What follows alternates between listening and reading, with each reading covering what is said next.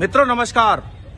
इस वक्त मौजूद हैं धर्म कांटे के पास उस कोठी में जहां बैठते थे भारतीय जनता पार्टी की तत्कालीन कल्याण सिंह सरकार के कद्दावर स्वास्थ्य मंत्री डॉक्टर दिनेश जौहरी। डॉक्टर दिनेश जौहरी अब इस संसार में भले ही ना हो, लेकिन उनकी यादें, उनकी स्मृतियां आज भी इस कोठी में विराजमान हैं। हरा भरा कैंपस आप देख रहे होंगे, जहां पर सैकड़ों लोग सुबह से ही अपनी अपनी समस्याएं, अपनी अपनी फरियादें लेकर आते थे। अब डॉक्टर दिनेश जौहरी की वह कोठी आज भी हरी भरी है, रौनक है। लोग आते हैं। उनके बेटे राहुल जौहरी, जो कि क्रिकेट में सीईओ, भारतीय क्रिकेट कंट्रोल बोर्ड के सीईओ रह चुके हैं, अब इस कोठी में पिता की विरासत को सेवा के रास्ते अपना रहे हैं राहुल जौहरी। इस खास खबर में हम उस कोठी को दिखाते हुए मिलवाएंगे आपको राहुल जौहरी से। और यही वो सीट थी जहां पर डॉक्टर दिनेश जौहरी बैठते थे। अब उनकी तस्वीर मेरे कैमरे की नजर में लगी हुई आप देख रहे होंगे। आइए चलते हैं डॉक्टर दिनेश जौहरी की उस कोठी के अंदर, जहां पर उनका स्टाफ बैठकर चिट्ठियां टाइप करता था, पत्र लिखे जाते थे और बड़ी भीड़ उस कोठी में रहती थी। पैर रखने की जगह नहीं मिलती थी।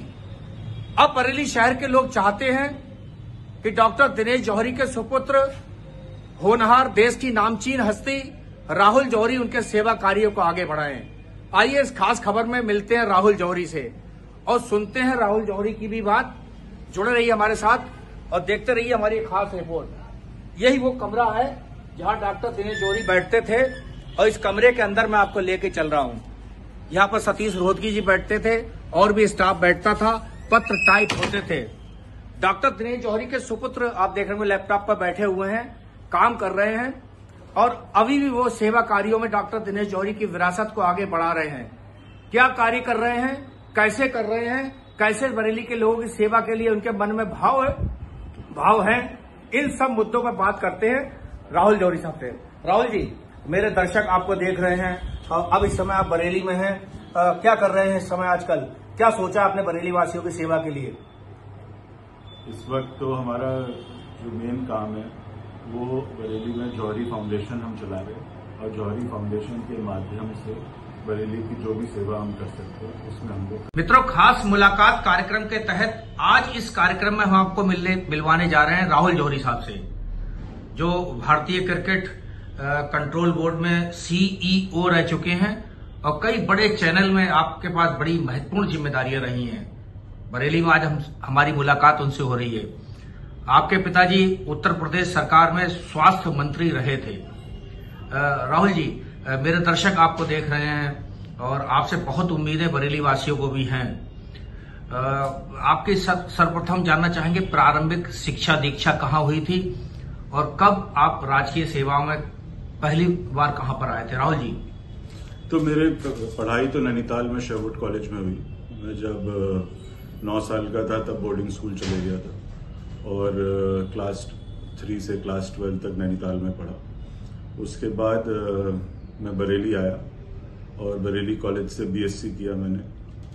और बरेली कॉलेज से बीएससी करने के बाद रोहिलखंड यूनिवर्सिटी में तब एमबीए शुरू हो रहा था, तो रोहिलखंड यूनिवर्सिटी एमबीए की सेकंड बैच में मैंने पढ़ाई करी और 1990 में मैंने एमबीए किया। उसके बाद कुछ समय मैंने सिंथेटिक्स एंड केमिकल्स के दिल्ली के ऑफिस में मार्केटिंग में काम किया और फिर पर मेरी रुचि हमेशा मीडिया में थी, तो मैं तब पायनियर न्यूज़पेपर शुरू हुआ था, तो मैंने पायनियर न्यूज़पेपर ज्वाइन किया, वहाँ दिल्ली में काम करना शुरू किया और वहाँ थोड़े दिनों ही काम किया था कि इंडिया टुडे से मुझे ऑफर आया और मैंने इंडिया टुडे ज्वाइन किया। इंडिया टुडे में मुझे बड़ा मौका मिला, तब आज तक प्रोग्राम के रूप में डीडी मेट्रो पे शुरू हो रहा था, तो मैं आज तक की लॉन्च टीम का हिस्सा था और उसमें जो कामयाबी मिली उसके बनस्पत मुझे अपॉर्चुनिटी मिलती गई। तो नई अपॉर्चुनिटी मिली, तब आउटलुक मैगजीन शुरू हो रही थी, तो हम 4 लोगों ने इंडिया टुडे से छोड़कर आउटलुक मैगजीन शुरू करी। तो बहुत मेहनत करी और आउटलुक मैगजीन को हिंदुस्तान की सर्वप्रथम मैगजीन के रूप में स्थापित किया। फिर 2001 में मैंने डिस्कवरी चैनल ज्वाइन किया। 16 साल डिस्कवरी चैनल में काम किया। और डिस्कवरी चैनल में पहले केवल 2 चैनल हुआ करते थे। उन 2 चैनलों का काम देखता था मैं। चलते चलते 2007 में मुझे डिस्कवरी चैनल का साउथ एशिया का हेड बनाया गया। उसके बाद मैंने 2 से 11 चैनल और लॉन्च करके 13 चैनल का बुके बनाया। और पहली दफ़ा हिंदुस्तान में हिंदुस्तानी भाषाओं में चैनल लॉन्च करने शुरू किए, तो हिंदी, तमिल, तेलुगु और बांग्ला, मराठी, इन सब भाषाओं में चैनल लॉन्च की। उससे बहुत सफलता मिली। 2016 में बीसीसीआई पहली दफे एक सीईओ ढूंढ रही थी, तो मुझे फोन आया अकस्मात कि बीसीसीआई एक सीईओ की सर्च कर रही है, आप इंटरेस्टेड हो? तो मैंने कहा जरूर। तो मुझे 2 महीने बाद बीसीसीआई का सर्वप्रथम सीईओ बनाया गया, जो मैंने 1 जून 2016 को ज्वाइन किया। बीसीसीआई सीईओ का 5 साल का टेन्योर होता है, तो मैंने अपना टेन्योर बीसीसीआई में किया। और जब खत्म किया तो फिर जी टीवी का प्रेसिडेंट बिजनेस, जी टीवी के जो 60 करीब चैनल हैं और डिजिटल है, सारे बिजनेस का हेड बना मैं। और पिछले साल तक मैं वहां कार्यरत था। आपने जब स्टूडेंट थे तो आपके पिताजी उत्तर प्रदेश की तत्कालीन भाजपा की सरकार में बहुत कद्दावर दमदार स्वास्थ्य मंत्री रहे थे। बड़ी चहल पहल इस कोठी में रहती थी जिसमें आज आप बैठे हुए हैं। उस समय क्या आपको नहीं जिसमें आज आप बैठे हुए हैं उस समय क्या आपको नहीं लगा कि हमें भी राजनीति में आ जाना चाहिए था? नहीं आ पाए, देर हो गई, लेकिन पापा के मिलने वाले चाहते हैं कि राहुल जी संभालें। तो क्या सोचा है बरेली के जनमानस की आकांक्षाओं को पूरा करने के लिए राहुल जी आपने? देखिए, मेरा जब से मैं कॉलेज में पढ़ता था तब से बड़ा क्लियर थॉट था, वो ये कि पॉलिटिक्स जो है, समाज सेवा जो है, उससे घर नहीं चलता। मैं प्रोफेशनली अपने आप को एस्टैब्लिश करना चाहता था और अपने दम पर अपने आप को आगे बढ़ाना चाहता था। और वही ख्वाब लेके मैं बरेली से बाहर गया। और भगवान की कृपा रही कि मुझे डिस्कवरी चैनल हेड करने का मौका मिला, मुझे बीसीसीआई का पहले सीईओ बनने का मौका मिला। तो बरेली कॉलेज से बीसीसीआई का सीईओ बनने का सफर तय करने का मुझे मौका मिला और अपने आप को स्टैब्लिश करने का। क्योंकि चाहता मैं तो, जब मेरे फादर मिनिस्टर थे तो जैसे लोग करते हैं, मैं भी पॉलिटिक्स में चले जाता, पर वो कभी भी हमारा इंटेंशन नहीं था। इंटेंशन था अपने आप को एस्टैब्लिश करो, अपना नाम खुद बनाओ, अपने परिवार को सिक्योर करो और आगे बढ़ो। पापा, आपको अंतिम समय में देखा गया कि कोरोना वैक्सीन जब लग रही थी तो आप उनके साथ खड़े रहते थे बराबर से बराबर, और उनके ना रहने के बाद भी आपने कोई सेवा का रास्ता भी अपनाया हुआ है? कुछ काम को प्रकल्प को चल रहे हैं क्या? देखिए, मेरे फादर डॉक्टर दिनेश जौहरी ने जो अपना सफर शुरू किया था वो बरेली में मात्र सेवा से शुरू किया था। वो 1975 में बरेली जेसीस के प्रेसिडेंट थे जी।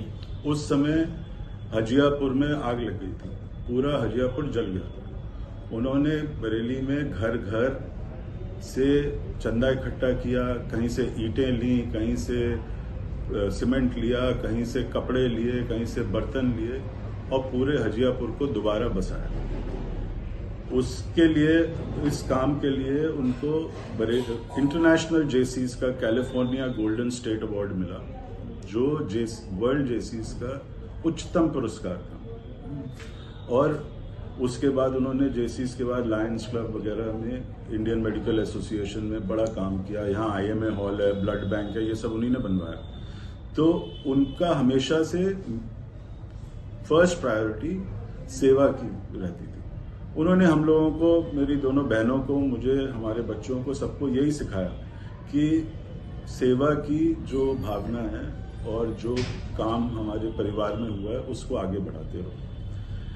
इसी में क्या हुआ, जब कोरोना हुआ तो हम लोग बरेली आए पहली दफा वैक्सीन लगवा के, तो यहाँ किसी को पता ही नहीं था कि वैक्सीन आ गई है, वैक्सीन लगनी शुरू हो गई। तो अनायास हम लोगों ने डिसीजन लिया कि यहाँ पर कैंप लगाने शुरू करते हैं। तो 60 कैंप लगाए हमने बरेली में और करीब 15-20 हज़ार लोगों को या ज़्यादा को वैक्सीन लगवाई। सबका रिकॉर्ड रखा, जब उनकी सेकेंड डोज डी होती थी सबको फोन जाता था, पूरा फॉलो अप होता था। फिर क्या हुआ राहुल जी? अब पिछले साल से मैंने अपनी कंपनी बनाई है सिटाडेल एडवाइजरी के नाम से। मेरी कंपनी का बम्बई में और दुबई में ऑफिस है और मैं लोगों को, अब बड़ी कंपनियों को एडवाइस करता हूँ मीडिया का बिजनेस और स्पोर्ट्स के बिजनेस में। सो दुबई स्पोर्ट्स सिटी के साथ काम करता हूँ मैं। बॉस्टन कंसल्टिंग ग्रुप है, बहुत बड़ा कंसल्टेंसी कंपनी, उसका सीनियर एडवाइजर हूँ मैं। तो जहाँ भी बिजनेस के नज़रिए से स्पोर्ट्स या मीडिया में मदद चाहिए होती है, उस काम में मैं आजकल कार्यरत हूँ, अपनी कंपनी चलाता हूँ। आपके परिवार में आपकी पत्नी के अलावा और बच्चे हैं, वो क्या कर रहे हैं, कहाँ हैं? तो मेरी पत्नी सीमा भरत ठाकुर आर्टिस्टिक योगा की ट्रेंड योगा टीचर है। उन्होंने 16 साल तक योगा सिखाई और पूरी दिल्ली में पहले क्लास लेती थी सब जगह। पर जब मैंने बीसीसीआई ज्वाइन किया और मेरा काम, हम लोग बम्बई शिफ्ट हो गए, उसके बाद से उनकी योगा तो चलती रहती है, साथ में अब वो बैंकॉक की एक बहुत बड़ी डिज़ाइन कंपनी है लोटस आर्ट्स, उसकी कंट्री मैनेजर हैं, उसमें कार्यरत हैं, बॉम्बे में काम करती हैं। और 2 बेटे हैं हमारे, दोनों पहले लून स्कूल में पढ़े और उसके बाद अमेरिका में पढ़े। और बड़ा वाले जो है वो लॉयर हैं, वो हिंदुस्तान के मानी लॉयर अभिषेक मनु सिंघवी जी के जूनियर हैं और सुप्रीम कोर्ट में प्रैक्टिस करते हैं। और छोटे वाले जो हैं वो फिलहाल बम्बई में हैं और ध्रुव नाम है उनका, और वो बॉस्टन कंसल्टिंग ग्रुप में काम करते हैं। जौहरी साहब, हमारे बरेली शहर के लोग चाहते हैं कि आप अपने पापा की राजनीतिक विरासत को आगे बढ़ाएं, संभालें, क्या कुछ ऐसा इरादा है? मैंने जैसे आपको बताया कि डॉक्टर दिनेश जौहरी की हमें सबसे बड़ी विरासत सेवा की है और लोगों से जुड़ने की है। हम पूरा परिवार वो काम में पुरजोर से कार्यरत हैं और हम उससे करते रहेंगे। तो अब हमने जौहरी फाउंडेशन शुरू करी है, बरेली में कार्यरत है और उस जौहरी फाउंडेशन का पहले प्रोजेक्ट का पहला फेज अभी खत्म हुआ है, जो है प्रोजेक्ट बाला। प्रोजेक्ट बाला में है कि लड़कियों को, कन्याओं को